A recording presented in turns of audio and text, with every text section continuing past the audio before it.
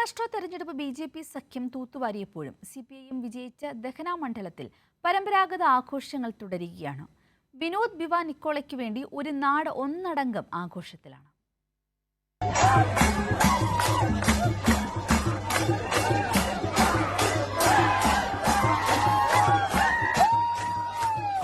ഇത് രണ്ടാം തവണയാണ് വിനോദ് നിക്കോള ദഹന മണ്ഡലത്തിൽ നിന്ന് വിജയിക്കുന്നത്.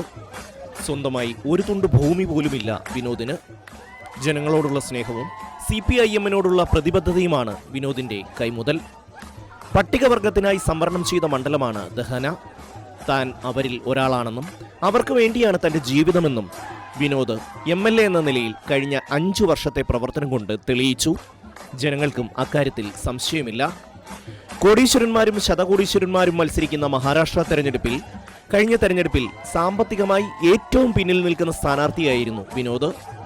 തെരഞ്ഞെടുപ്പ് കമ്മീഷന് നൽകിയ സത്യവാങ്മൂലത്തിൽ സ്വന്തമായി ഒരു ഭൂമിയോ വീടോ വാഹനമോ ഇല്ലെന്ന് വിനോദ് സാക്ഷ്യപ്പെടുത്തുന്നു.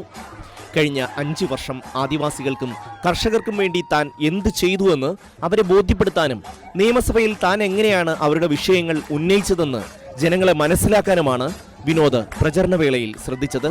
ചെറിയ ചെറിയ പൊതുയോഗങ്ങളാണ് CPIMന്റെയും MBAയുടെയും പ്രവർത്തകരും വിനോദ് നിക്കോളയും മണ്ഡലത്തിൽ ഉടനീളം സംഘടിപ്പിച്ചത്. പലയിടത്തും സ്റ്റേജ് പോലുമില്ലായിരുന്നു. ഓൾ ഇന്ത്യ കിസാൻ സഭയ്ക്ക് ശക്തമായ അടിത്തറയുള്ള മണ്ഡലമാണ് ദഹന. കർഷകരും ആദിവാസികളും തിങ്ങിപ്പാർക്കുന്ന മണ്ഡലത്തിൽ അഖിലേന്ത്യാ കിസാൻ സഭയുടെ പ്രവർത്തനങ്ങളാണ് വിനോദിന്റെ വിജയത്തിന് പ്രധാന കാരണം.